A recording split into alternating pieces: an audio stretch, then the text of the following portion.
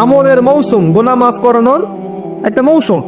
সেই ব্যক্তির জন্য ধ্বংস যে ব্যক্তি রমজান মাসকে পেয়েছে কিন্তু তার গুনাহ মাফ করাতে পারলো না। সেই ব্যক্তির জন্য ধ্বংস, এই দোয়া করেছেন নবী সাল্লাল্লাহু আলাইহি ওয়াসাল্লাম, বদদোয়া করেছে।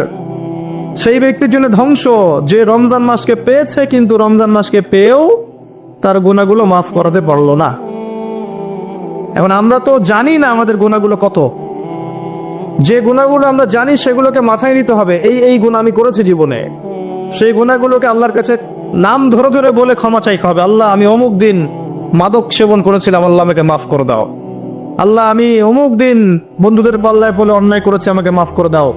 আল্লাহ, আমি অমুক দিন সুদ খেয়েছি, আমাকে মাফ করে দাও। যেগুলো মনে পড়ে সেগুলো আল্লাহকে বলতে হবে, বলে বলে মাফ নিতে হবে।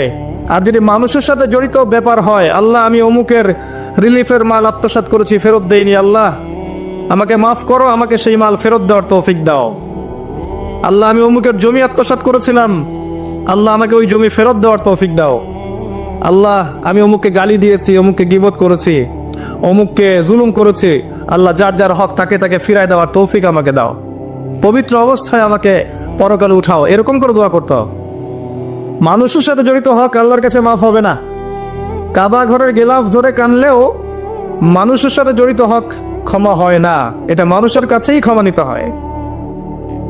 কেউ যদি ইসরায়েলের সাথে বন্ধুত্ব করে, ইসরায়েলের নাম তো শুনেছেন, ওদের সাথে বন্ধুত্ব করে যদি কাবা ঘরের মধ্যে আতর খুশবু লাগায়, এই ব্যক্তিকে কি বলা যাবে? কি বুঝলেন? কেউ যদি ওর সাথে বন্ধুত্ব করে চলে, সামরিক অ্যালায়েন্স, মিলিটারি অ্যালায়েন্স, বন্ধু, আমার বান্ধবী, আমি বন্ধু বলি না, বলে বান্ধবী, ও আমার বান্ধবী, এইদিকে আমি আতর খুশবু লাগাচ্ছি হারাম শরীফে, একে কি বলা যাবে? তো বিষয়গুলো এরকম, মানুষের সাথে জড়িত হক আল্লাহর কাছে মাফ নেওয়া যাবে না, মানুষের কাছেই মাফ নিতে হবে। কথা কি বুঝতে পারছেন? রমজান মাস গুনাহ মাফের মাস, গুনাহগুলোকে ফাইন্ড আউট করে মাফ নিতে হবে। আল্লাহ পাক তৌফিক দান করুন। রমজানে বেশি বেশি দান সাদাকা করবেন সাধ্যমতো এবং মানুষকে ইফতার করাবেন।